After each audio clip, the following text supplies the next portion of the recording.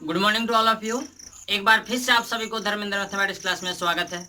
जैसा कि पिछले क्लासों में हम लोग एक्सरसाइज 6.1 का सॉल्यूशन देख रहे थे, आज के क्लास में भी आप लोगों को एक्सरसाइज 6.1 का सॉल्यूशन बताया जाएगा। लेकिन एक्सरसाइज 6.1 में क्वेश्चन नंबर 8 से आपको क्वेश्चन नंबर 17 तक को बताया जाएगा। एक बात और, यदि आप अभी तक इस चैनल पर न्यू हैं तो आप प्लेलिस्ट में जाकर के इससे पहले का जो भी लेक्चर अवेलेबल है आप लेक्चर बाय लेक्चर करके आप टोटल वीडियो को देख लेंगे। तो आइए हम लोग स्टार्ट करते हैं। ठीक है बाबू, जैसा कि क्वेश्चन नंबर 8 में क्या है, तो कहा जा रहा है कि a balloon which always remain spherical on inflation, is being inflated by pumping in 900 cubic centimeter of gas per second, find the rate at which a radius of a balloon increases when radius is 15 centimetre. कहा यह जा रहा है कि एक balloon जो है वो हमेशा किस रूप में रहता है, तो कहा जा रहा है कि सदैव गोलेकार रूप में रहता है। एक बैलून है जो किस रूप में रहता है, तो कहा जा रहा है कि गोलेकार रूप में रहता है, जिसके वॉल्यूम को पंप के द्वारा गैस भर के 900 क्यूबिक सेंटीमीटर पर सेकंड की दर से क्या किया जाता है, बढ़ा दिया जाता है। तब आपको ये बताना है कि उस बैलून के रेडियस के इंक्रीज करने का रेट क्या होगा, कब, तो जब उस बैलून का रेडियस 15 सेंटीमीटर है तब। यहाँ पर जो गिवन डेटा है उस गिवन डेटा को पहले लिख लीजिए। आपका बैलून है तो पहले तो ये बैलून है तो बैलून को आप गोलेकार रूप में बना लीजिए, जो कहा जा रहा है कि ऑलवेज रिमेन स्फेरिकल। तो ये आपका ऐसे हो गया, ठीक है, ये आपका गोले के रूप में हो गया, जिसका रेडियस क्या, तो रेडियस आपको दिया गया है 15 सेंटीमीटर। ये आपका ऐसे हो गया। कहा जा रहा है कि इसका जो वॉल्यूम के बढ़ने का जो रेट है वो क्या है, तो ये आपको दिया गया बाबू 900 क्यूबिक सेंटीमीटर पर सेकेंड दिया गया है। तो कहा जा रहा है कि इसके रेडियस के बढ़ने का रेट क्या होगा, ये आपको बताना है। तो जब ये बताना है dr अपॉन dt का वैल्यू, तो आप क्या करेंगे, सबसे पहले आप ये बताइए कि ये जब स्फेरिकल है यानी गोला के रूप में हो गया, तो बताइए कि वॉल्यूम ऑफ स्फीयर क्या होता है। तो वॉल्यूम ऑफ स्फीयर v बराबर क्या होता है, तो आपका होता है 4/3 पाई आर क्यू। ये आप कैसे होता है, तो ये जब ऐसे होता है यानी v बराबर 4/3 पाई आर क्यू, और आपको बताना है क्या, dv अपॉन dt के टर्म में। तो सबसे पहले dv अपॉन dt के टर्म में बताइए कि ये आएगा तो कैसे आएगा, तो जब इसका डेरिवेटिव हम लोग t के रिस्पेक्ट में करेंगे तो ये आपको dv अपॉन dt मिलेगा। तो थोड़ा सा लैंग्वेज लिख लीजिए क्या, तो differentiating both sides with respect to t get, यानी दोनों तरफ टी के सापेक्ष अवकलन करने पर। यहाँ हिंदी में लिखना होगा तो क्या लिखेंगे, गोले का आयतन। ठीक है, तो ये आपका होगा dv upon dt equal to, ये आपका 4/3, ये कांस्टेंट है बाहर रहेगा, पाई भी कांस्टेंट टर्म है ये बाहर रहेगा। अब आपका डेरिवेटिव होगा किसका, तो r के पावर 3 का होगा, किसका रिस्पेक्ट में, तो पहले होगा r के रिस्पेक्ट में, उसके बाद इस r का डेरिवेटिव होगा t के रिस्पेक्ट में। आखिर क्यों, तो मेरे को dr अपॉन dt चाहिए, यानी रेडियस में चेंज चाहिए टाइम का रिस्पेक्ट में। तो ये आपका dv अपॉन dt है। तो dv अपॉन dt का वैल्यू ये क्या है, ये सब तो गिवन कंडीशंस हैं, ये आपके गिवन कंडीशंस है। तो dv अपॉन dt का वैल्यू क्या है, तो ये आपको दिया गया है 900। ये आपका 4/3 इंटू पाई कॉन्स्टेंट है, ये तो बाहर रहेगा। अब देखें इंटू का इंटू, ये आपको क्या x के पावर n पर टूटेगा, तो जब x के पावर n पर टूटेगा तो n की जगह है क्या 3, तो 3 पहले आ जाएगा। 3 इंटू r के पावर 3 - 1 कीजिएगा 2 होगा, इंटू में क्या, तो dr अपॉन dt। अब आप देखिए बाबू, ये आपका क्या हो गया, ये 900 है, पहले तो 3 से 3 कट गया, इधर क्या बच गया 900 इक्वल टू, ये आपका पाई और इंटू में क्या, तो इंटू में आपका 4 और इंटू में क्या r स्क्वायर। तो r का वैल्यू क्या है, r का वैल्यू 15 है, तो आपका क्या हो जाएगा 15 का स्क्वायर इंटू में क्या, तो dr अपॉन dt। ये आपका ऐसे हो जाएगा। अब यहाँ से देखिए, यहाँ से आप dr अपॉन dt का वैल्यू निकाल लीजिए। जब आप dr अपॉन dt का मान निकालिएगा तो ये देखिए 900 जैसे वैसे तो रहेगा। अब आप देख सकते हैं साहब, ये आपका क्या 15 का स्क्वायर क्या होता है, तो 15 का स्क्वायर 225 होता है। इंटू में क्या, इंटू में 4 है और क्या ये पाई है। तो ये आपका क्या आंसर हो गया, आप इतना छोड़ सकते हैं। इसके बाद आप देखिए क्वेश्चन नंबर 9 में क्या है सर, तो 9 में कहा जा रहा है कि a balloon which always remain spherical has variable radius. Find the rate at which volume is increasing with radius when later is 10 centimetre. कहा जा रहा है कि एक बैलून है वो हमेशा किस रूप में रहता है, तो कहा जा रहा है कि हमेशा वो बैलून जो है वो आपको स्फेरिकल रूप में रहता है, गोले के रूप में रहता है। गोले के रूप में रहता है तो आपको बताना क्या है, आपको बताना ये है कि find the rate at which volume is increasing, इसके वॉल्यूम के इंक्रीज करने का रेट बताना है। कब, तो जब इसका रेडियस क्या दिया गया है, तो रेडियस इसका दिया गया है 10 सेंटीमीटर। ठीक है, बताना है क्या, dv अपॉन dt। तो जब dv अपॉन dt बताना है तो देखिए आप क्या करेंगे, आप लिखेंगे क्या, एक बात और, इसमें एक कंडीशन और दिया गया है क्या, इसमें कहा जा रहा है कि विथ रेडियस, कहा जा रहा है कि find the rate at which its volume is increasing with radius, यानी इसको वॉल्यूम के इंक्रीज करने का रेट रेडियस के रिस्पेक्ट में बताना है, यानी dv अपॉन dr। तो जब dv अपॉन dr बताना है तो सबसे पहले आप ये बताइए कि जब ये स्फीयर हो गया, जब ये गोला हो गया, तो गोले का आयतन क्या होता है, तो आप जानते हैं कि गोले का जो आयतन होता है, गोले का आयतन वो आपका होता है अबाउट v बराबर 4/3 इंटू में क्या, तो पाई आर क्यूब। ये आप कैसे होता है, यानी वॉल्यूम ऑफ स्फीयर लिख लीजिए आप कि volume of sphere, volume of sphere v बराबर क्या, तो 4/3 और पाई आर क्यूब। ये आप कैसे, आपको चाहिए क्या, तो dv अपॉन dr चाहिए। जब dv अपॉन dr चाहिए तो इसका डेरिवेटिव किन के रिस्पेक्ट में करना होगा, तो इनका डेरिवेटिव करना होगा r के रिस्पेक्ट में, तब ना आपको dv अपॉन dr मिलेगा बाबू।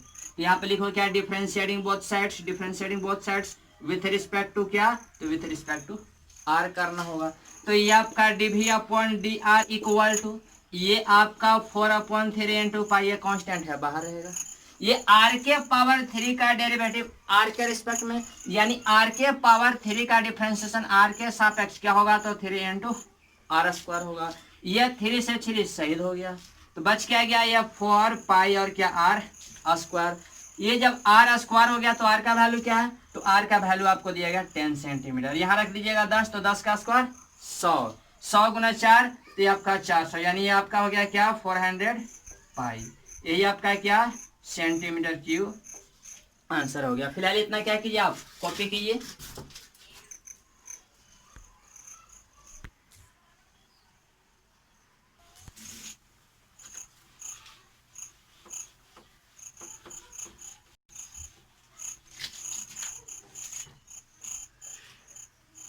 नेक्स्ट क्वेश्चन देखिए आप, जैसा क्वेश्चन नंबर 10 में क्या है साहब, 10 में आपको कहा जा रहा है कि a ladder 5 metre long is leaning against a wall, the bottom of a ladder is pulled along the ground away from the wall at the rate of 2 centimetre per second, how fast is its height on the wall decreasing when foot of a ladder is 4 metres away from the wall.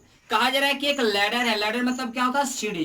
कहा जा रहा है कि एक सीढ़ी है जिसका लंबाई क्या है, तो जिसका लंबाई है 5 मीटर। आप जानते हैं कि जो सीढ़ी होता है उसको दीवार से ऐसे लगाते हैं, तो ये मान लीजिए क्या, ये आपका रहा x और ये आपका रहा y। सीढ़ी को तो आप ऐसे लगाएंगे तो ये आपका रहा सीढ़ी, यानी ये क्या रहा लैडर। ठीक है, ये आपका लैडर है, यानी क्या सीढ़ी है, जिसको क्या बोला जाता है हिंदी में बोला जाता है सीढ़ी। ये आपका सीढ़ी है जिसका लेंथ कितना है, तो इसका लेंथ दिया गया 5 मीटर।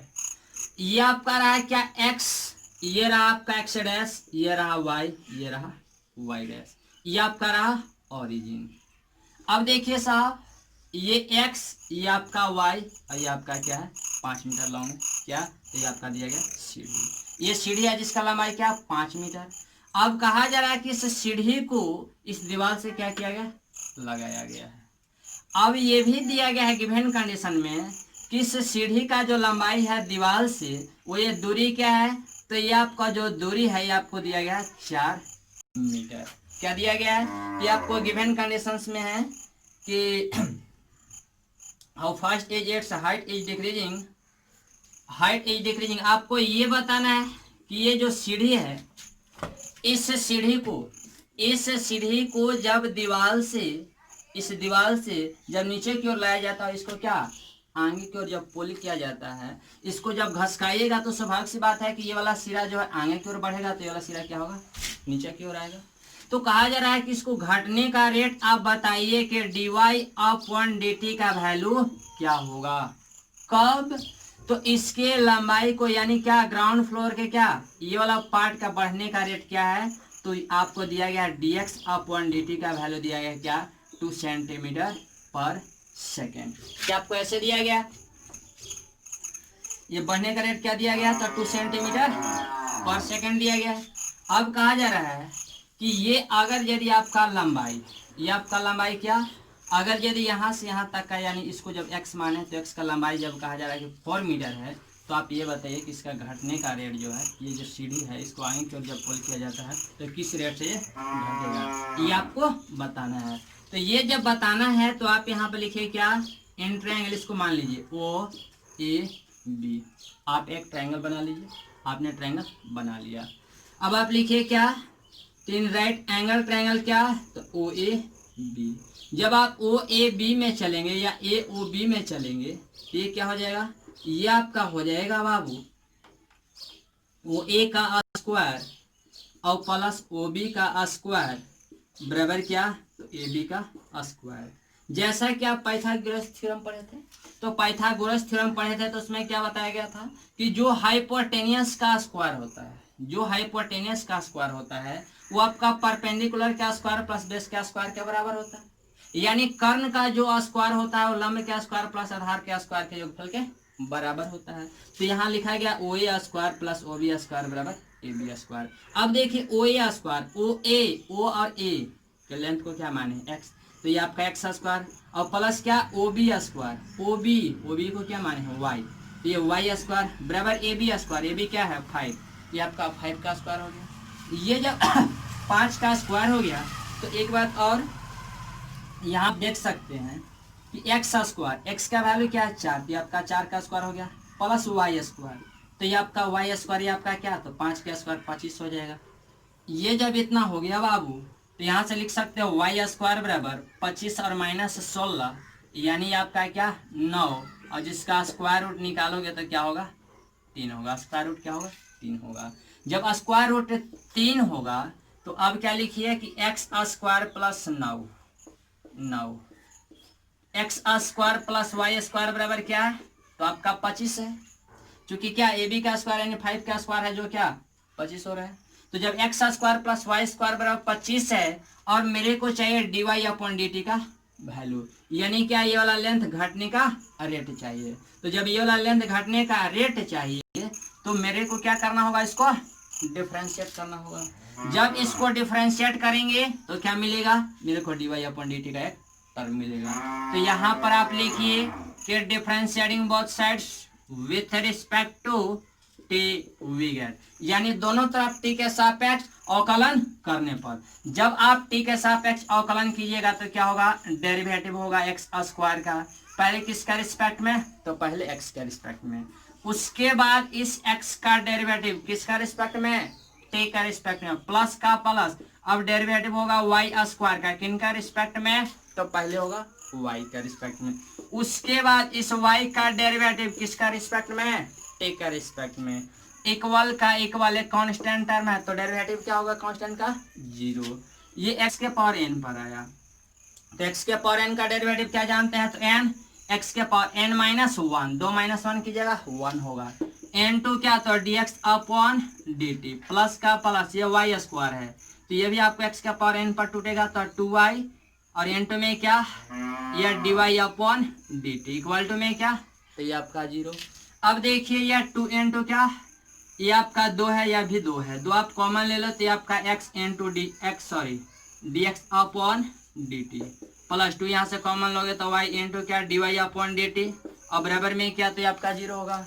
यहाँ से देखिए x का वैल्यू क्या है साहब, तो x का वैल्यू आप देख रहे हो कि x का जो वैल्यू दिया गया 4 दिया गया, तो ये आपका क्या 4 इंटू में क्या dx अपॉन dt का वैल्यू क्या है, तो dx अपॉन dt का वैल्यू दिया गया है 2 प्लस का प्लस y का वैल्यू क्या गया है, तो ये वाला लंबाई आपका यानी y का वैल्यू आया है 3, तो ये आपका 3 हो गया इंटू में क्या dy upon dt equal to में क्या, तो 0। ये 4 दूना का 8 हो गया, 8 इधर प्लस में इधर चलेगा माइनस में हो जाएगा, यानी आप लिख सकते हो क्या 3 इंटू dy अपॉन dt और बराबर क्या, तो माइनस में 8 होगा। यहाँ से dy अपॉन dt का जब मान निकालोगे ये क्या हो जाएगा माइनस में, ये आपका माइनस में 8 अपॉन क्या 3। लेकिन एक बात और, यहाँ आप देख सकते हैं कि ये जो आपका लेंथ दिया गया वो मीटर में दिया गया है, ये मीटर में दिया गया, बट dx अपॉन dt का जो मान है ये सेंटीमीटर में दिया गया, तो इसको भी आप मीटर में ही बदल लीजिए, ठीक है, किसी एक यूनिट में कन्वर्ट कर लीजिए। तो जब ये सेंटीमीटर है इसको मीटर में हम बदलना चाहेंगे तो क्या करना होगा, 100 से डिवाइड करना होगा, तो ये क्या चीज में अब आ गया, अब आपका आ गया मीटर में।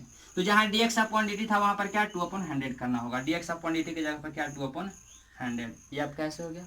ये जब ऐसे हो गया तो एक बात और, यहाँ से देखिए 3 into dy upon dt, 3 into dy upon dt का मान निकालेंगे तो ये इधर आएगा, यानी 8 इंटू 1 अपॉन क्या, ये 100 रहेगा। ये dy अपॉन dt का वैल्यू क्या हो गया, तो 8 इंटू क्या 1 अपॉन, ऐसे कर दीजिए 8/3 इंटू क्या दिस, ये आपका क्या चीज में, ये आपका मीटर में। लेकिन dy अपॉन dt का मान इसको अब हम सेंटीमीटर में कन्वर्ट करना चाहते हैं, तो जब हम सेंटीमीटर में कन्वर्ट करना चाहते हैं तो क्या करना होगा, 100 से मल्टीप्लाई करना होगा, तो ये आपका क्या होगा माइनस में 8/3, यही क्या होगा सेंटीमीटर पर सेकेंड, ये आपका माइनस में आएगा, ठीक है, क्या आएगा माइनस में आएगा। क्यों माइनस में आएगा, माइनस में इसलिए आएगा कि ये जो है, ये जो लेंथ है ये घट रहा है, जब डिक्रीज कर रहा है तो dy अपॉन dt का वैल्यू निगेटिव में आएगा। आप जानते हैं कि जब यहाँ डिक्रीज करता है तो डिक्रीजिंग का मतलब होता है घटना, इंक्रीजिंग का मतलब होता है बढ़ना, यानी जो dy अपॉन dt का जो मान है वो क्या है, तो 8/3 सेंटीमीटर पर सेकेंड, यही आपका क्या, यही आपका आंसर हो गया। इसको फिलहाल आप कॉपी कीजिए।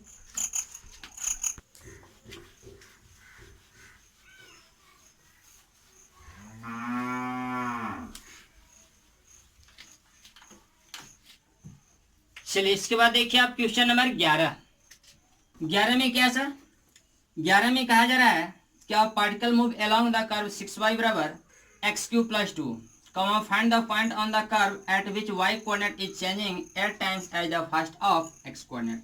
कहा जा रहा है क्या particle move along the curve 6y बराबर क्या, तो आपको क्वेश्चन नंबर 11 ये कर्व दिया गया है जिसका इक्वेशन क्या है, तो कर्व का इक्वेशन दिया गया 6y बराबर x³ + 2, तो कहा जा रहा है कि इस पर एक पॉइंट को आप ज्ञात कीजिए।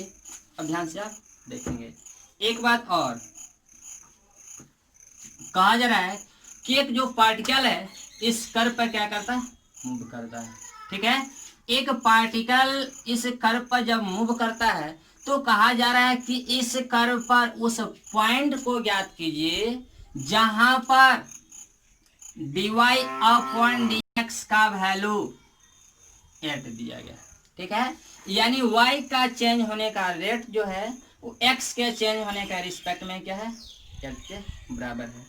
कहा जा रहा है क्या, तो कहा जा रहा है कि आप particle move along the curve 6y बराबर x³ + 2, find the point on the curve at which y coordinate is changing, y coordinate is changing क्या, तो 8 टाइम्स एज फर्स्ट ऑफ क्या x कोऑर्डिनेट, यानी y कोऑर्डिनेट के change होने का जो rate है y कोऑर्डिनेट के ये 8 टाइम्स है, किसके, तो x कोऑर्डिनेट के चेंज होने के रेट के।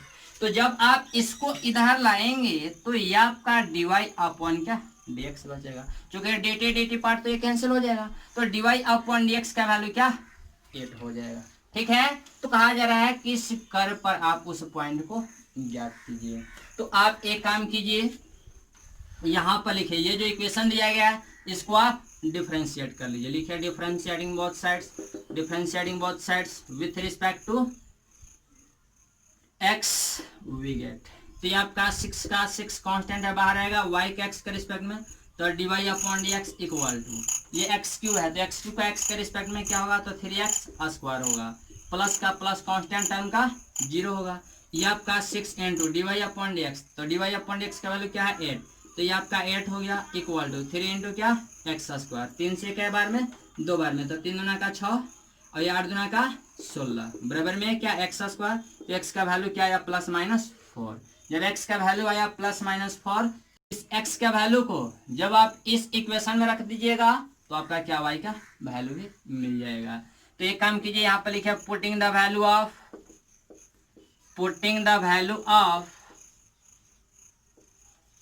x इन इक्वेशन नंबर 1, यानी x का जो वैल्यू आया इसको इक्वेशन 1 में रखिए। इक्वेशन 1 में जब रखिएगा तो 6y बराबर क्या, तो ये आपका x³ और प्लस में क्या 2 हो जाएगा, तो 6 इंटू क्या y बराबर x³, x का वैल्यू क्या 4 है, तो जब x का वैल्यू 4 है तो एक काम कीजिए ना, एक बार पहले आप 4 प्लस में लीजिएगा, उसके बाद क्या माइनस में लीजिएगा, तो पहले प्लस वाला लीजिए, जब प्लस वाला लीजिएगा तो 4 के पावर 3 और +2, यानी आपका 6y बराबर क्या, ये 4 के पावर 3 64 और 64 और 2 66, तो y का वैल्यू क्या आ गया, y का वैल्यू 11 आ गया। जब y का वैल्यू 11 तो x का वैल्यू क्या था 4, यानी ये आपका क्या कोऑर्डिनेट आप जानते हैं x, y होता है, तो जब x, y होता है तो 4,11, एक पॉइंट क्या हो गया 4,11। सेकंड में क्या, सेकंड में 6 इंटू वाई बराबर x³, सेकंड में x का वैल्यू क्या रखिए -4, जब रखिएगा -4 तो -4 के पावर 3 और प्लस में क्या 2 होगा, तो ये आपका 6y बराबर क्या -4 के पावर 3 क्या हो जाएगा, तो माइनस में 64 और प्लस में क्या 2, तो ये आपका 6y बराबर क्या, तो माइनस में ये माइनस में आपका हो जाएगा 62, y का जब मान निकालिएगा तो माइनस में 31 बटा में क्या, ये 31 बटा में 3 हो जाएगा। यानी यू कहें तो ये जो आपका कोऑर्डिनेट आ गया वो क्या आ गया, तो आप x, y कोऑर्डिनेट जानते हैं, तो x का वैल्यू क्या -4, तो y का वैल्यू क्या आया, तो -31/3, यही आपका आंसर हो गया। इसको फिलहाल कॉपी कीजिए। आप लोगों ने तो कॉपी कर ही लिया होगा, इसको एक बार फिर समझते हैं।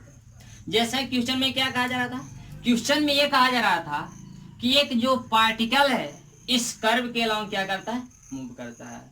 तो जब कोई पार्टिकल इस कर्व के अलोंग जब मूव करता है तो कहा यह जा रहा है कि इस कर्व पर उस पॉइंट को ज्ञात कीजिए जहां पर y कोऑर्डिनेट का जो चेंज होने का रेट है वो 8 टाइम्स है x कोऑर्डिनेट के चेंज होने के बराबर। तो जब dy/dt का जो वैल्यू है 8 टाइम्स ऑफ dx/dt है, तो यहां से पहले dy/dx का मान निकालिए। तो जब आप dy/dx का मान निकाले तो क्या मिल गया, 8 मिल गया। अब आप देखिए, ये जब dy/dx का मान 8 मिल गया और इस कर्व पर जब आपको पॉइंट ज्ञात करना है तो पहले आप इसको क्या करो, पहले आप इसको डिफरेंशिएट करो, और डिफरेंशिएट करने के बाद जो इसका डेरिवेटिव मिलेगा उस डेरिवेटिव में जहां जहां dy/dx मिलेगा वहां पर आप 8 रखेंगे। तो देखिए तो क्या मैंने लिखा, डिफरेंशिएटिंग क्या both side with respect to x we get. Hindi में लिखना होगा तो आप लिखेंगे दोनों तरफ x के सापेक्ष अवकलन करने पर। जब आप दोनों तरफ x के सापेक्ष अवकलन करेंगे तो क्या मिलेगा, 6 कांस्टेंट है, बाहर रहेगा y का डेरिवेटिव x के रिस्पेक्ट में dy/dx, इक्वल का इक्वल, ये x³ है तो x³ को जब आप x के रिस्पेक्ट में कीजिएगा तो ये आपको x के पावर n पर टूटेगा, तो n x के पावर n-1 हुआ। ये कांस्टेंट टर्म है तो ये आपका 0 हो गया। ये 6 का 6 ये आपका dy/dx, तो dy/dx का वैल्यू क्या, तो dy/dx का वैल्यू 8, तो ये आपका 8 हो गया। तो 8 इक्वल टू क्या, तो 3 इंटू x², 3 से 6 दो बार में कट गया, 2 गुना 8 कीजिएगा 16 होगा, 16 बराबर x², तो x का मान आया +-4। x का जो मान आया इसको क्या कीजिए, इक्वेशन नंबर 1 में आप रख लीजिए। जब आप प्लस रखिएगा 4 तो y का मान आएगा 11, जब x का वैल्यू रखिएगा माइनस में 4 तो y का वैल्यू आएगा -31/3। यही आपका क्या, यही आपका इस कर्व पर पॉइंट मिल गया। अब नेक्स्ट क्वेश्चन को हम लोग देखते हैं। जैसा कि इसके बाद क्वेश्चन नंबर 13, 12 को आप ट्राई करेंगे, बन जाएगा, बिल्कुल बउआ वाला क्वेश्चन है।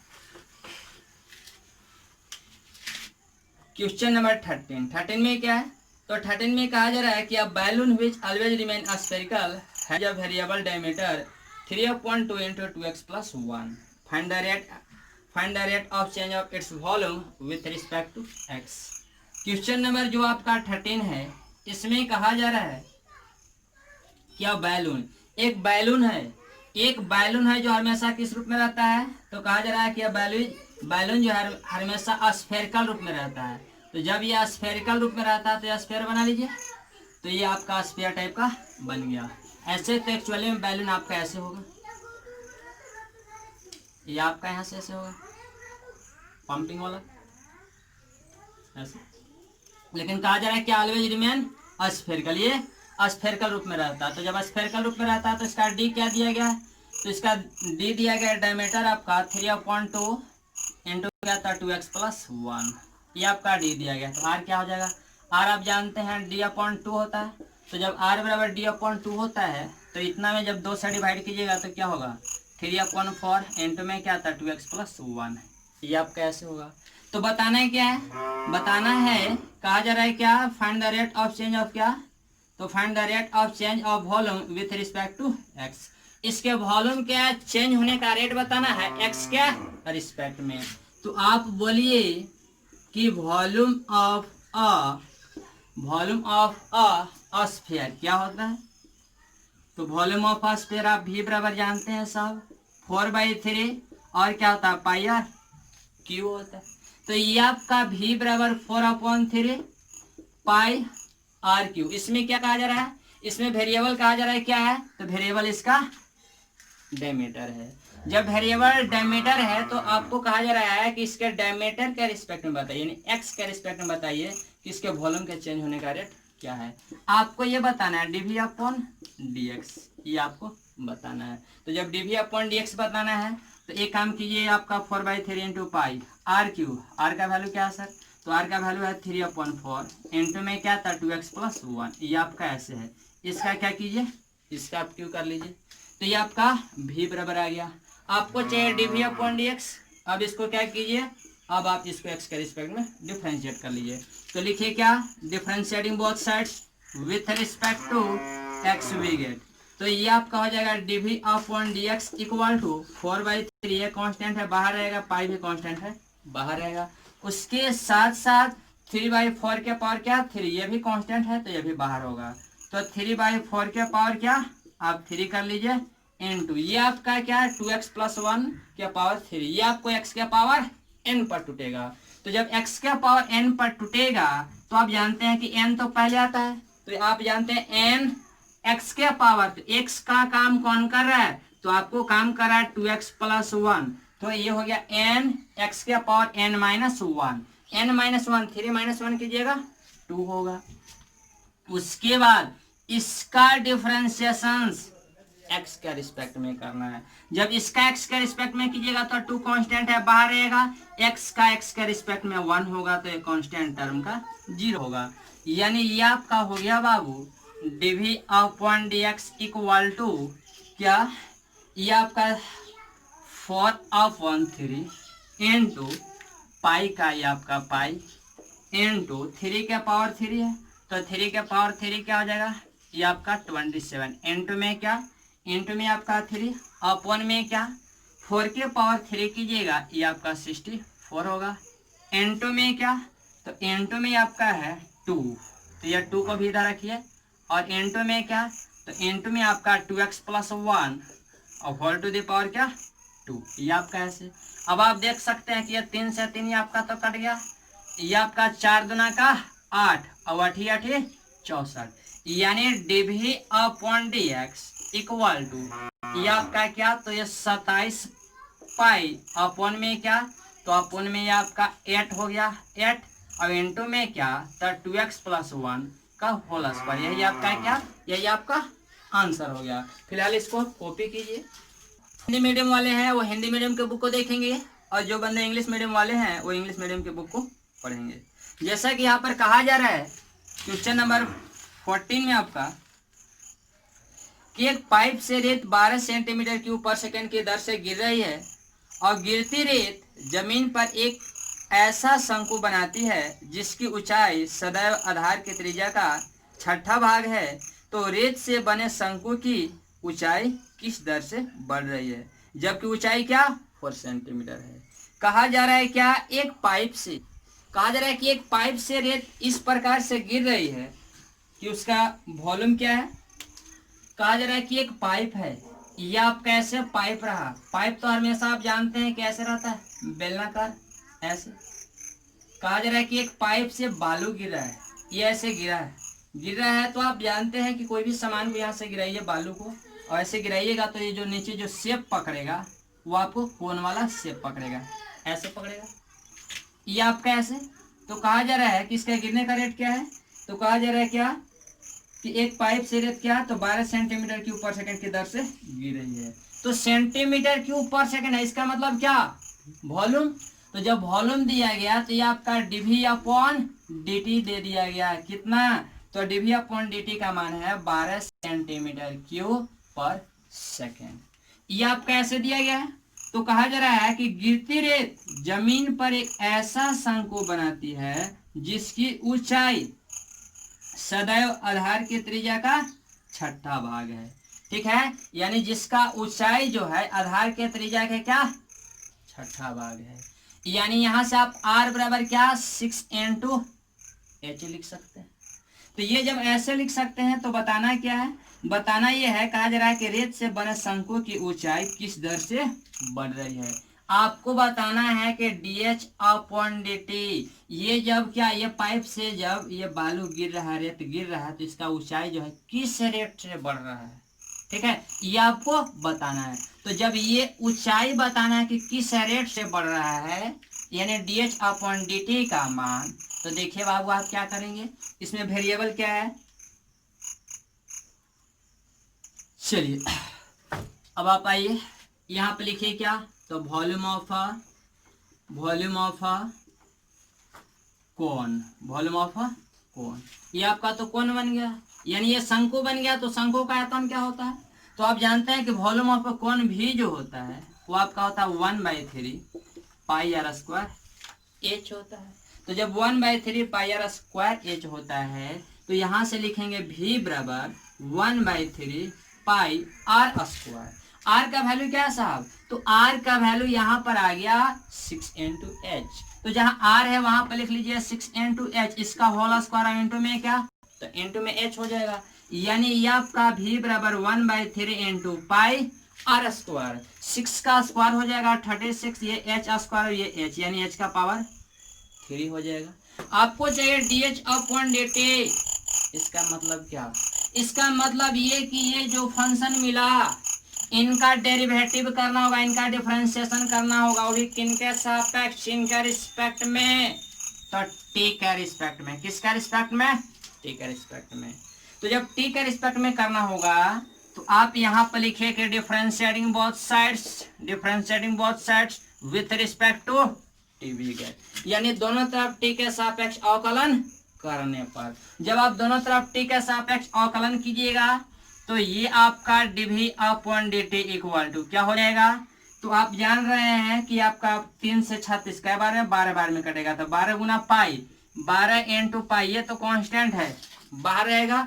अब डेरिवेटिव किसका होगा, तो डेरिवेटिव होगा h के पावर 3 का, किसका रिस्पेक्ट में, पहले तो पहले होगा h के रिस्पेक्ट में, चूंकि ऊपर पावर में तो नीचे विदाउट पावर में।